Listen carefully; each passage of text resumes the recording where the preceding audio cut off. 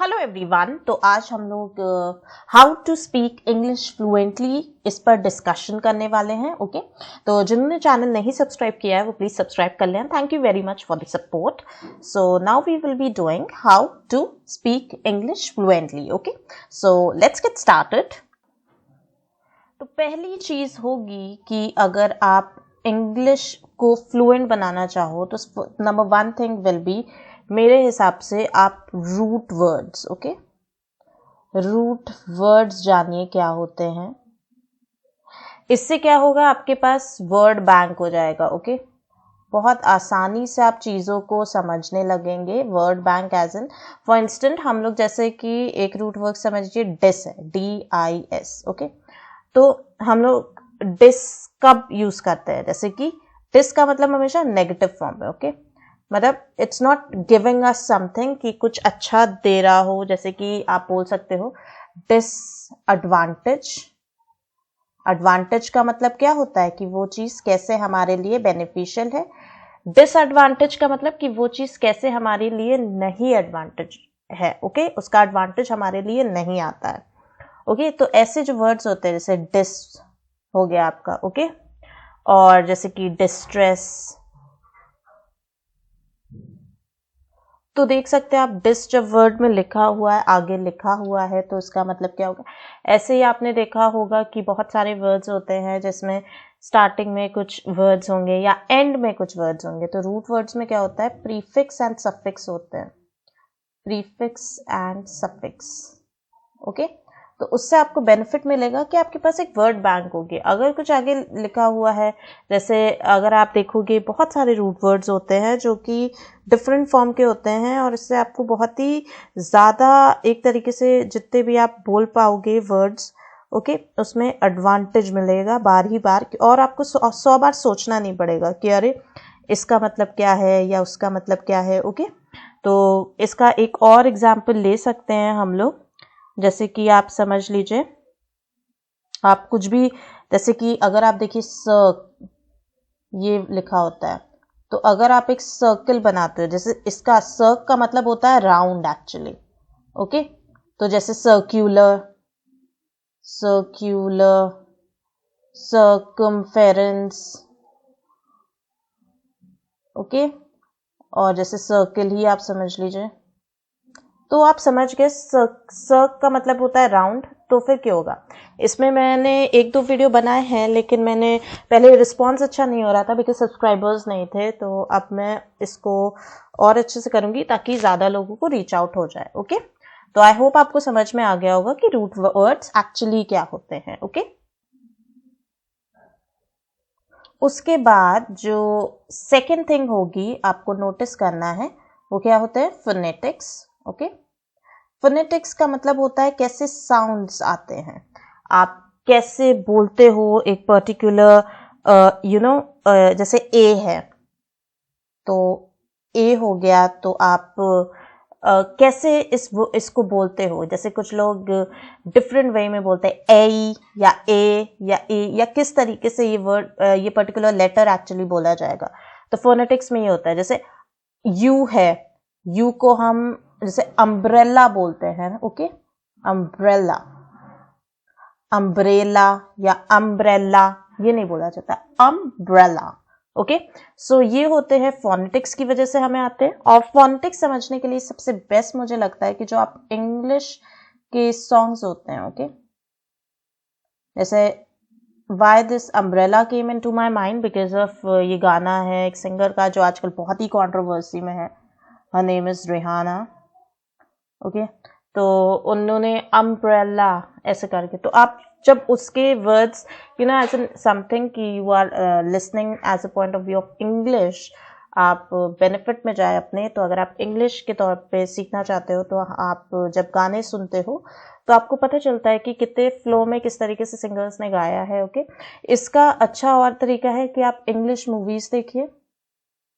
And when I mean English movies, I prefer कि आप animated movies देखें।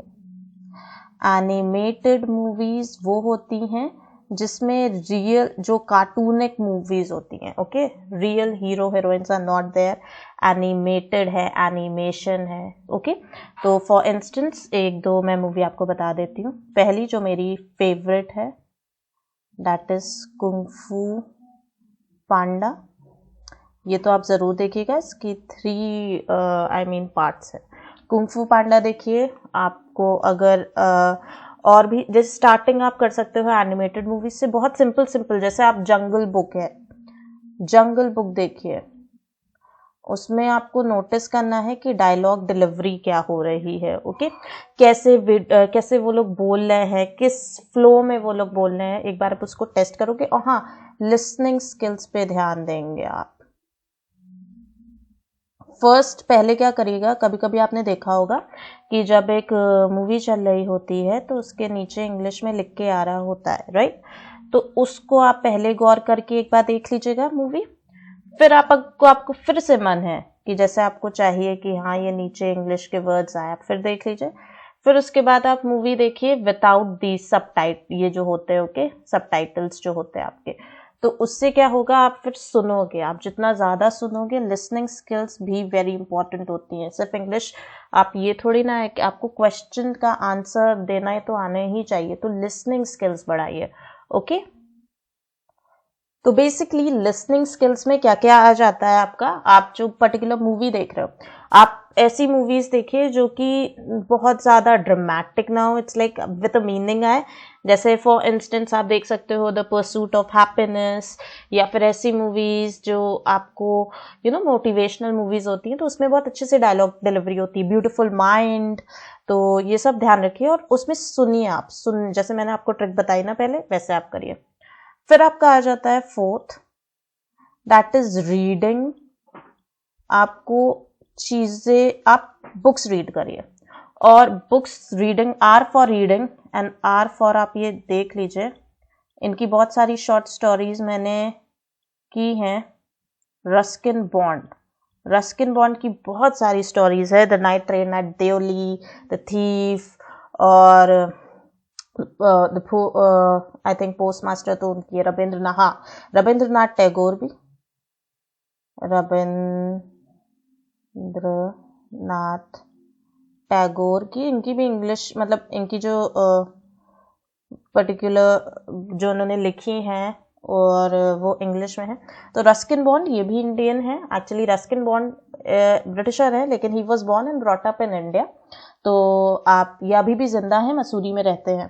तो इनकी शॉर्ट स्टोरीज हैं जो आपने कभी पढ़ी भी होंगी अपने क्लास की बुक्स में, और ये बहुत बहुत बहुत प्रचलित, और इनको मतलब अच्छे अवार्ड्स भी मिले हैं। So he is a very good personality. इनकी स्पीचेस भी आप सुन सकते हो, इंस्टाग्राम पे इनको फॉलो भी कर सकते हो। तो आप इनकी बुक्स पढ़िए, इनकी बुक्स ज़्यादा अच्छी होती हैं और बहुत सिंपल, बहुत अच्छी इंग्लिश होती है। तो आप इनको पढ़ेंगे और उसमें जो डायलॉग्स हैं वो आप देखोगे। इनफैक्ट यूट्यूब पे भी बहुत सारे वीडियोस आपको मिल जाएंगे इनकी स्टोरी के बेस्ड पे, तो उसको भी देखिए तो आपको रियलाइज होगा कि हाँ it's like very good thing to do. और इनकी स्टोरीज उतनी ज़्यादा टफ नहीं होती हैं और बहुत सिंपल और बहुत अच्छा अप्रोच होता है। थीफ ये सब मैंने की हुई है मेरे, आप नीचे के वीडियोस में जाएंगे तो आपको पता लगेगा, okay. So this was for the reading. हाँ, और रीडिंग के लिए ये भी हो सकता है कि आप ऐसी मैगजीन्स लें, जैसे कि चिल्ड्रन डाइजेस्ट आती थी मेरे टाइम, अभी भी आती है कि नहीं आती, चिल्ड्रंस डाइजेस्ट। ये छोटी सी बुक्स होती थी जिसमें हर एक चीज़ होती थी। इट वाज लाइक पिज्ज़ा का ओरिजिन कैसे हुआ, और आपकी डिफरेंट छोटी छोटी स्टोरीज भी। इट वाज कंपाइलेशन, और स्टूडेंट पॉइंट ऑफ व्यू से बहुत अच्छी बुक्स थी।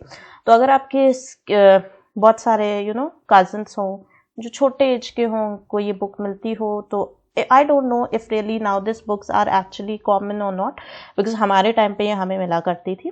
तो आप ऐसी मैगजीन्स आप जाइए, जैसे रोड साइड आपके लोग होते हैं जो बुक्स बेच रहे होते हैं, तो उनके पास शायद आपको मिल सकती है। तो this was a very good thing, and I was always up to this book and reading it, and तभी इससे मेरे को बहुत अच्छा लगता था, मुझे चीज़ें पता लगी। तो this was a very good reading के लिए। आप नॉर्मल नॉर्मल ऐप्स होते हैं जैसे द हिंदू। अब उनमें क्या है, उनमें बहुत एडवांस्ड आपको इंग्लिश मिलेगी, लेकिन हाँ आप कभी भी आप हिंदू या इन सबको आप पढ़ते हो ना तो हैबिचुअल हो जाओगे कुछ थोड़े दिनों बाद। कुछ कुछ वर्ड्स जैसे कि डिजास्टर, कैटास्ट्रॉफिक किसे बोलते हैं, something related to disaster, okay. तो ये चीज़ है, लेकिन आप शॉर्ट में स्टार्टिंग करिए तो इन सब बुक से करिए, क्योंकि ये सब जो और बच्चों से रिलेटेड, जैसे आप क्या third fourth fifth first second के अगर बच्चे पढ़ रहे हो, उनकी जो बुक्स हैं इनको देख के आप करिए, तो उससे आपका न्यू जो नॉर्मल उनके में होती है ना बिल्डिंग ब्लॉक्स आपके बनेंगे। फिर उनके पास इंग्लिश लैंग्वेज की भी बुक होगी तो उसको भी आप देखिए, इंग्लिश लिटरेचर भी होगा उसमें पढ़िए। जैसे मेरे पास स्टोरीज में पंचतंत्र की स्टोरीज अभी मैं देखती हूँ, तो आप उसको कर सकते हो, ओके। तो ये रहा रीडिंग स्किल्स के लिए कि, और रीडिंग से आप जितनी बार वो पर्टिकुलर वर्ड आएगा आपके पास, सपोज एक सेंटेंस है उसमें कहीं पे वर्ड आया उसको मार्क करिए। जैसे आपने रस्किन बॉन्ड की कोई बुक खरीद ली, ओके, तो उसमें एक शॉर्ट स्टोरी थी, उसके ऊपर उसका मीनिंग लिख लीजिए। हिंदी में कंफर्टेबल हो हिंदी में लिखो, इंग्लिश में कंफर्टेबल हो इंग्लिश में लिखो। तो फिर उसके बाद उसको जब रीड करोगे आप ना, तो ये जरूर याद आएगा। और उसका गूगल में भी आप चेक कर लीजिए कैसे प्रोनाउंसिएशन हो रहा है, तो उसके अकॉर्डिंग आपको अच्छे से पता चल जाएगा। क्योंकि आप जो होंगे तो आराम से वो जब वर्ड रीड भी करोगे 2-3 बार सेम लेसन्स को रीड करिए, तो उससे क्या होगा, आप बोलने में बहुत अच्छी तरीके से फ्लुएंसी आने लगेगी, ओके। फिर फिफ्थ है, ये बहुत कॉमन चीज है, इसको हमेशा करना चाहिए, but I don't know why people don't do this, and that is known as revision. कोई भी चीज आपने पढ़ी, फॉर इंस्टेंस आपने रस्किन बॉन्ड की एक चैप्टर पढ़ लिया, अब आप उस चैप्टर को पढ़ के व्हाट यू विल डू, आप एक बार ही पढ़ोगे और उसको फिर से रिपीट नहीं करोगे, फिर से उसको समझोगे नहीं उसमें, तो क्या होता है आपका उतना ज़्यादा परफेक्शन नहीं आ पाता। पीपल से ना कि I am reading the book, I am doing everything, still I am not getting fluency, still I am not up to आपने देखा है ना बच्चे क्या करते हैं, जब छोटे बच्चे होते हैं वो हमेशा रिवीजन करते हैं, उनकी टीचर बार बार उनको वही सेम चीज़ पढ़ाती हैं, ABCD कंटिन्यूसली पढ़ाया जाता है, तब जाके देख। तो रिवीजन इज मस्ट, यानी कि रिवीजन का मतलब ही होता है कि एक चैप्टर आपने एक पेज पढ़ा, अगले दिन सुबह उठ के एक बार फिर से रीड कर लीजिए, उसके बाद हफ्ते में एक बार आप फिर उसको रीड कर लीजिए, और फिर जब महीना आए तब एक बार रीड कर लीजिए, तो आप उस चीज़ में फ्लुएंट हो जाओगे।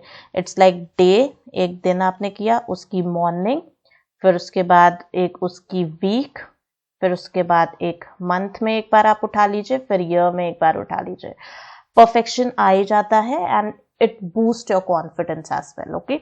सो रिविजन इज अ मस्ट। फिर एक बहुत सिंपल सी चीज़ है कि आप पर्टिकुलर पैराग्राफ बनाइए, ओके। पैराग्राफ किसी से भी रिलेटेड हो सकता है, regarding yourself, regarding your favourite hobby या कुछ भी। आप मिरर के सामने जाइए, ओके, एंड उसके सामने जाके आपने जो भी 4 लाइनें या 1 लाइनें या 5 लाइनें जो भी हैं उनको परफेक्टली बोलने की कोशिश करिए। मिरर के सामने आप अपने आप को देखोगे, okay, suppose this is a mirror, you will see your self, आप यहाँ खड़े हो, okay, so you will see your self, okay, ये आपके बाल है पीछे से, आप देखोगे आपका कॉन्फिडेंस समवेयर सबकॉन्शियस माइंड में भी चीज़ें जाएंगी, और यू विल बी लाइक, आपको दूसरे से किसी से बात करने में प्रॉब्लम नहीं होगी, हिचकिचाहट नहीं होगी, क्योंकि you will be perfect in that after some time. वही 4 लाइनें रिपीट करिए एंड रिविजन करते जाइए, और मिरर में देख देख के बोलेंगे, तो उससे आपको सेल्फ आपका एक consciously you develop yourself, and this will also motivate you a lot, okay। फिर 7th आप ले लीजिए, जैसे आप बहुत सारे एप्स चलाते हो, डिफरेंट काइंड्स ऑफ एप्स, वैसे ही कुछ एप्स अपने लाइफ में डाल लीजिए, अपने मोबाइल में एक्चुअली उनको रखिए। एक तो होगा डिक्शनरी का ऐप, कोई भी डिक्शनरी जिससे आप कंफर्टेबल हो, और एक हिंदी टू इंग्लिश जैसे आपकी, या इंग्लिश टू हिंदी जो भी आप प्रेफर करते हो, और एक आपकी होनी चाहिए इंग्लिश टू इंग्लिश भी, यानी कि अगर आपने जैसे इंग्लिश टू हिंदी आपने चेक की, ओके, यानी हिंदी टू इंग्लिश आपने चेक किया, आपको समझ में आ गया, इसका मतलब ये है। फिर आप उसी को इंग्लिश में भी देखिए कि ताकि ये उसमें जो सेंटेंसेस लिखे होंगे, क्योंकि वो जो particular English to English dictionaries होती हैं उनमें ये सब लिखा रहता है कैसे आप सेंटेंस भी बना सकते हो। ओके, तो वो ज़रूर चेक करिए। हमेशा जो भी न्यू वर्ड हो उसको एक बार जैसे आपने पढ़ा, ओके, जैसे आपने आज पढ़ा सबकॉन्शियस माइंड, ओके, तो आप ये वर्ड बार बार रिपीट करिए। आप किसी से बात करिए तो आप उससे रिलेटेड कुछ बोलने की कोशिश करिए। ओके, फिर ऐसे क्या होगा, आपकी वोकैबुलरी डेवलप होती जाएगी, उससे आपकी फ्लुएंसी भी बहुत ज़्यादा अच्छी हो जाएगी। फिर उसके बाद 8th होगा आपका कि आप क्या कर रहे हो, आप डेली हैबिट बना रहे हो, continuously you are doing it at a continuous pace. ये नहीं कि आप थके हो, आप सोच रहे हो कि नहीं कल कर लेंगे, ऐसे कल कल करके कल तो कभी नहीं आता है। ओके, तो ऑलवेज रिमेंबर कि आप जब भी किसी चीज़ के लिए मेहनत करोगे तो टाइम टेकिंग होगी, बट हाँ it will be very good.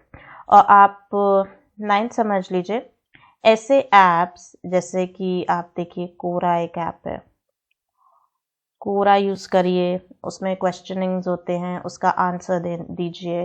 तो यू विल बी थिंकिंग, जैसे क्वेश्चन आएगा तो आप खुद ही सोचोगे कि क्या मुझको लिखना चाहिए, आप इंग्लिश में लिखिए।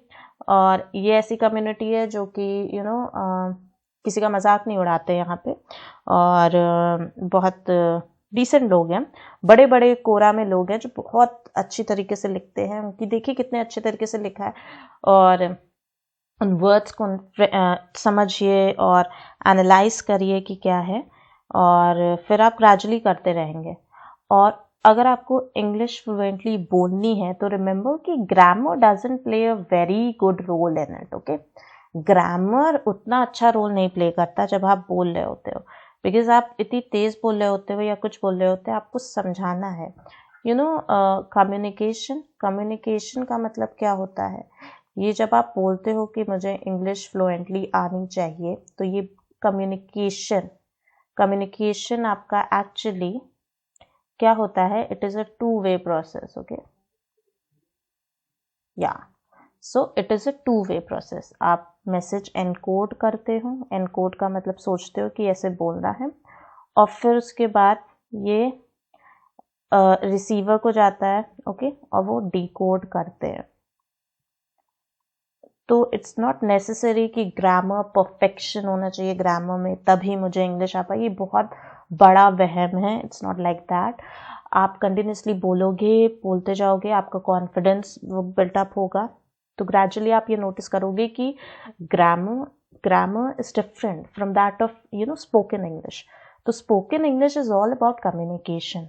तो अगर आपको पता नहीं है कम्युनिकेशन क्या होता है, ये 2-way प्रोसेस होता है जिसमें आप एनकोड करते हो, आप सोचते हो कैसे किसी को ये चीज़ बोलनी है, और फिर उसके बाद डिकोड करते हो।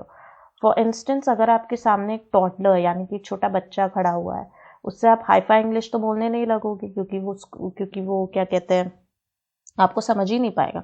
ऐसे बहुत लोग होते हैं। तो ऑलवेज यूज सिंपल इंग्लिश। जो भारी वर्ड्स यूज कर रहे हैं इसका मतलब ये नहीं है कि उनकी वो बहुत ही टॉप मोस्ट है या कुछ है। इंग्लिश बोलना आना चाहिए, और फ्लुएंसी के लिए आई विल सजेस्ट कि simple English is a must. पहले आप सिंपल इंग्लिश पे ही अपने आप को फोकस करिए, तब जाके आप और ज़्यादा अच्छी बोल पाओगे। लेकिन first and foremost go for the things that are actually important to you, and that is that you have to make your fluency good, and for that you have to use only simple words.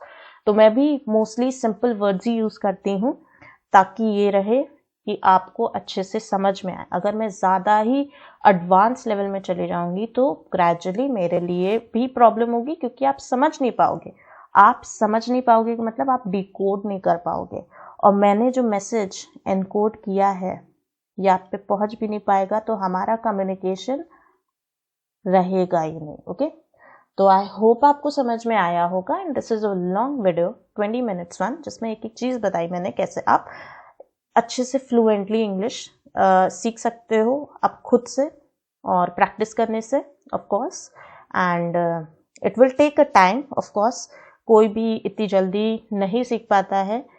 हम लोग भी हैं, we were like हम लोग की schooling अच्छी रही तो वी नो डैट ओके, तो हमारा केस डिफरेंट हो जाता है। बट नॉर्मल पीपल, और जैसे कि हम लोग के पेरेंट्स भी हैं, तो उनको इतना नहीं मिला कि they can speak with someone, okay. तो तभी, और तो फिर आप जितना सिंपल ग्रेजुअली अच्छा इंग्लिश बोले स्टार्टिंग में, that will be very good. ऐसे ही आप अपग्रेड करते रहोगे and the time will come when you will be becoming, you will be having each and every kind of skills, communication skills actually. तो fluency is more about like communication skill ही हुई होगी आपकी, okay. तो I hope आपको video अच्छा लगा होगा, और अगर अच्छा लगा है तो आप सब्सक्राइब ज़रूर करिएगा, शेयर करिएगा, और अपने फ्रेंड्स को भी बताइएगा, ओके। और इंग्लिश की प्रैक्टिस करते रहिए, और I will be updating more and more videos for that. And so thank you very much. और आपको कोई भी प्रॉब्लम हो, you can comment below and you can tell it to me. So thank you everyone, and have a nice day.